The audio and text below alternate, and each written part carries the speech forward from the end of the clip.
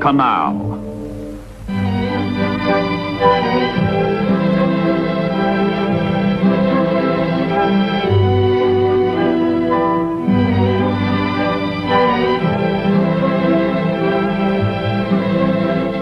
Poured from some 100 factories, reaped from some 1,000 farms, spewed out in fantastic abundance by American labor and machines. The supplies for war are heaped upon an island base in the South Pacific. All the world knows its name, Guadalcanal.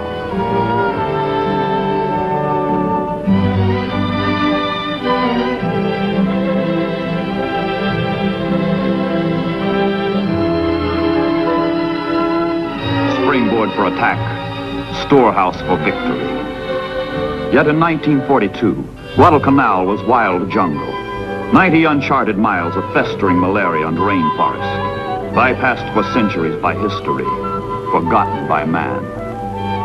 But by June of 1942, the unpredictable forces of war began to link San Francisco in the United States with Guadalcanal in the Solomon Islands. The 1st Marine Division embarks for the South Pacific. Destination, New Zealand. Mission, undetermined. Somewhere, on some unspecified battleground, sometime in the uncertain future, the untested Marines will clash with the tested soldiers of Japan. But first, the tedious ordeal of the convoy. Uneventful, interminable weeks at sea.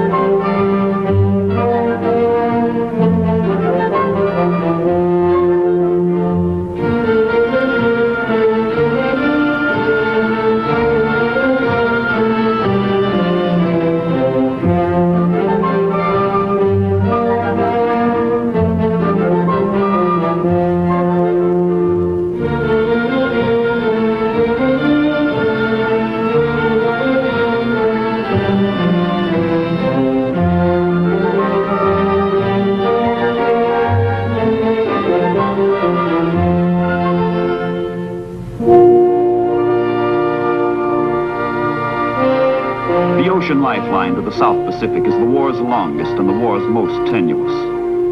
Stretching 6,540 miles from California to New Zealand, it ties Australia to the United States.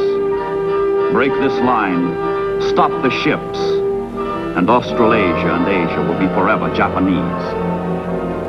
Across the world, from the islands of Japan, other convoys, other soldiers leave for the unknown and sail away to war.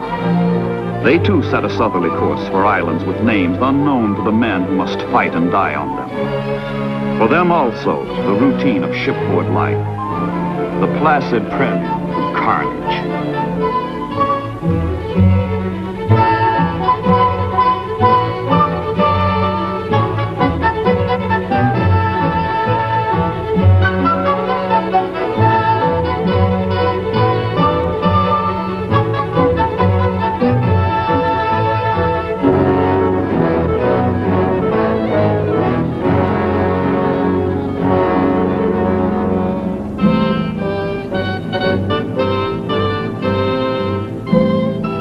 After the conquest of Rabaul and the Bismarck Archipelago, the Japanese push down the Solomon Islands. The two opposing forces slowly converge.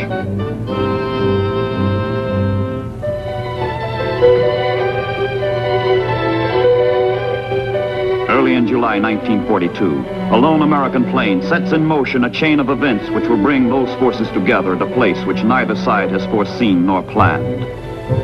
On obscure Guadalcanal, air reconnaissance reveals the Japanese are building an airfield which threatens the Allied supply line to Australia. What the plane has seen changes the course of the Pacific War.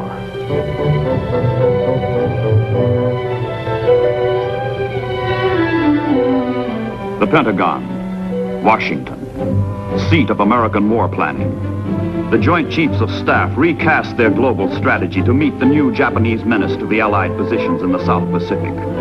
Resources are slim, trained troops are lacking, but the Japanese can be permitted to go no further. Guadalcanal must be taken. Admiral King casts the die.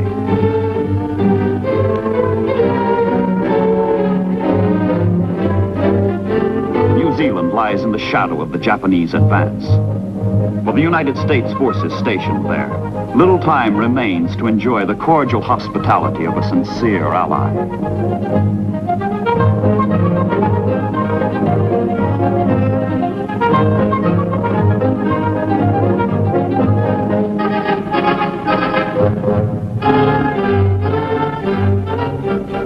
The Marines have their mission now, to launch the first offensive land action in the Pacific War. Under Generals Vandegrift and Rupertus, the 1st Division is ordered to Guadalcanal, ordered to seize the island and its airstrip. This means another convoy, but it is very different. This convoy, loaded and geared, sails for combat, sails for battle.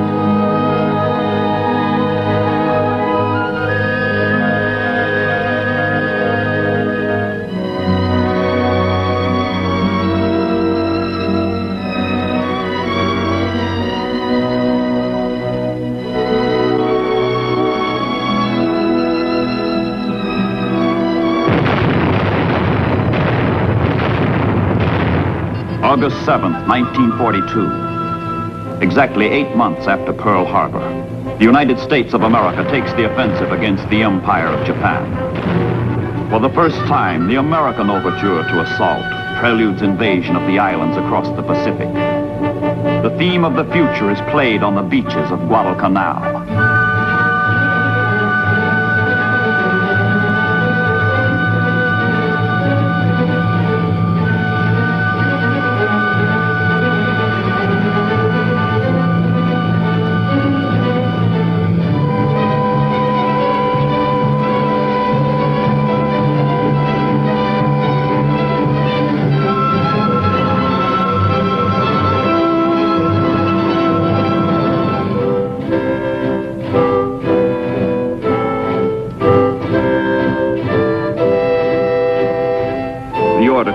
Troops has been given.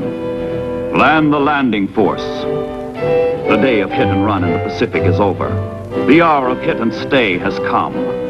The first American amphibious operation in World War II is enacted like a dress rehearsal. Bombardment has driven the enemy off the beaches. The Marines walk ashore, into the island.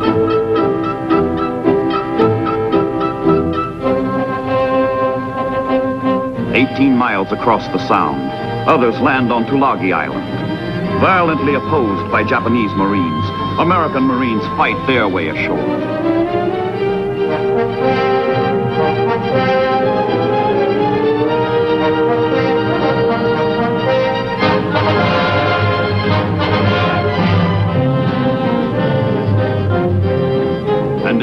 Japanese strike back swiftly, strike back hard.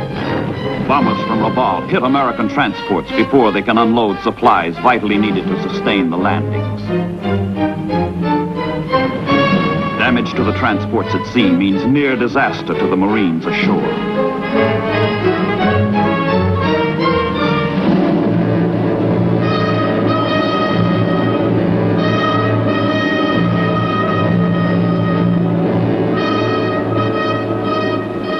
The shattered transports withdraw. Stripped of supplies, the Marines dare not waste a moment encountering their implacable, impersonal, hateful foe, the jungle. Now it begins. The toil and the terror that makes Guadalcanal not a name, but an emotion.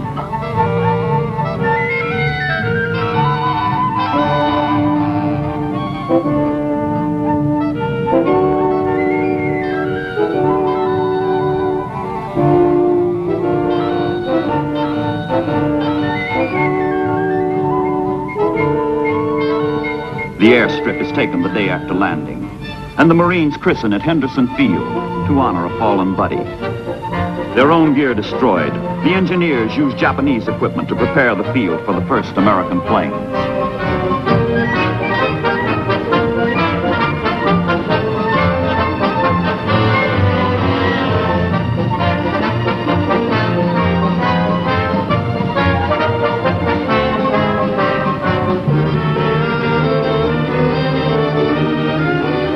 If the Japanese reacted sluggishly on the beach, they unleash full fury from the sky. Their own field now menaces their own flank.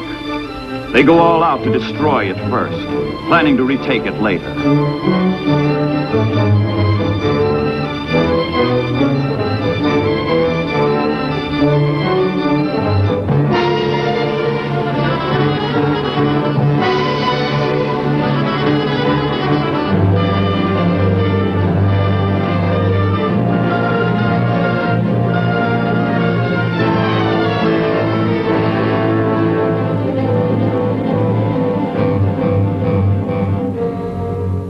Under the dark cover of night, the Japanese filter reinforcements ashore.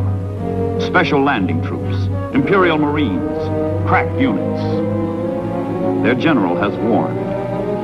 This is the decisive battle between Japan and the United States. A battle on which the rise or fall of the Japanese Empire will depend. No troops are better fitted than these to master the jungle. Fearless, these men have been schooled in stealth and infiltration. They are experts in ambush and concealment.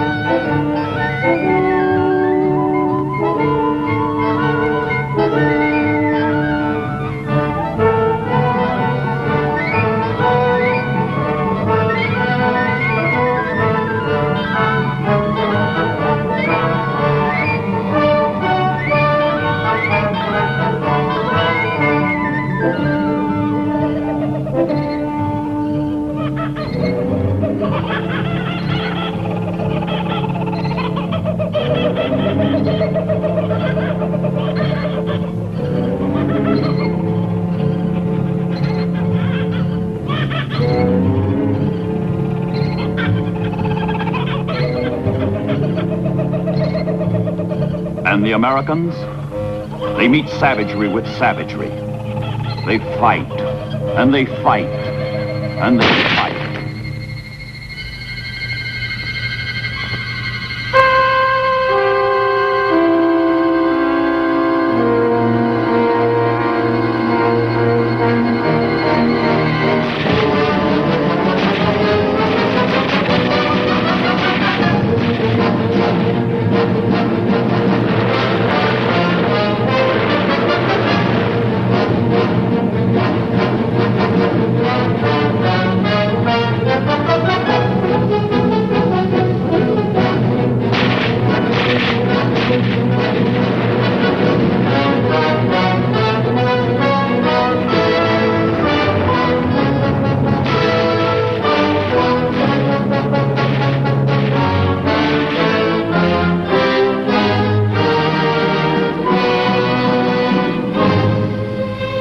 history of human slaughter. Few troops have ever endured such scourging as the Marines on Guadalcanal. The casualties mount from the fighting, from malaria, from dengue, from the rot and corruption of the jungle, which knows not mercy.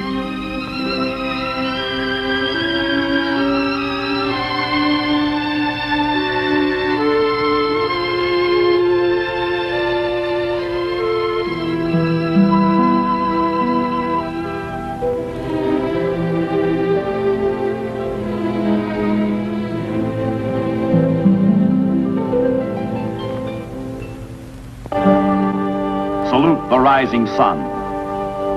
Throughout their empire, throughout newly conquered Southeast Asia, throughout the South Pacific, the Japanese pause out of respect for their symbol of national superiority. Theirs not to reason why. Theirs but to do and die. And die they will, and die they do in a series of the most terrible sea battles in history. Down from their island fortress to the north, Rabaul, comes the Imperial Japanese Navy with timetable regularity, the Tokyo Express. But sailors of the United States and Australian navies sacrifice their blood for their brother Marines, who cannot hope to control Guadalcanal against an enemy who controls the surrounding seas. The Japanese come down the slot of water between the Solomon Islands and head for the sound called Iron Bottom, because it is strewn with the hulks of dead ships, the bones of dead sailors. The Battle of Savo Island, the Battle of the Eastern Solomons, the Battle of Cape Esperance, the Battle of the Santa Cruz Islands, the Naval Battle of Guadalcanal, the Battle of Tassaparanga, the Battle of Rennell Island. Nights of inhuman ordeal and defeat. Nights of more than human valor and victory.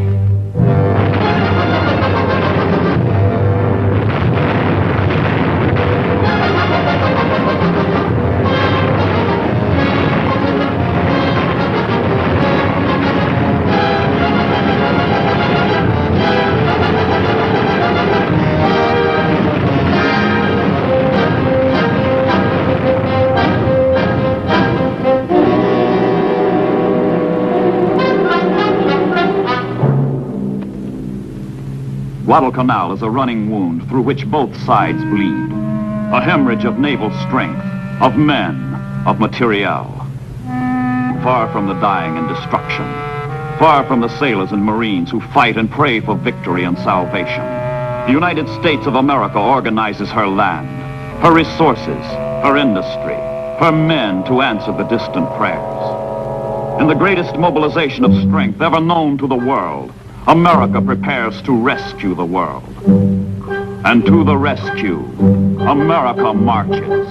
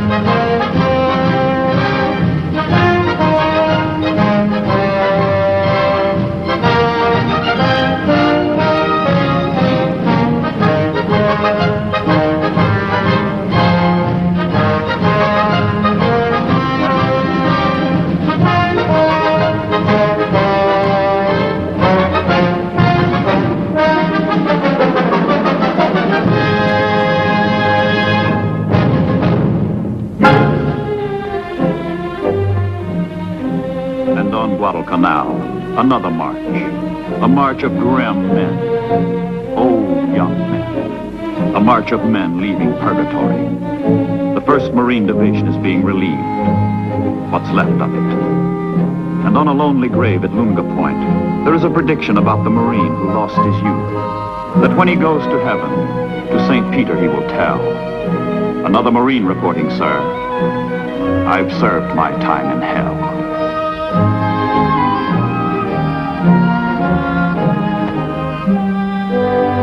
Admiral Nimitz, Commander-in-Chief, Pacific Ocean areas, flies down from Pearl Harbor to pay what small tribute is within man's province. If there was horror and ferocity, there was also courage and self-sacrifice. If there was death, filth, and disease, the Marines turned the tide of war and stopped their enemy. The Japanese will advance no further. And as the surviving Marines wave goodbye, one of the greatest tales of heroism slips out of focus into history. To these men go the honors accorded the Greeks at Thermopylae, the colonials at Valley Forge, the British at Waterloo, and now, the Americans at Guadalcanal.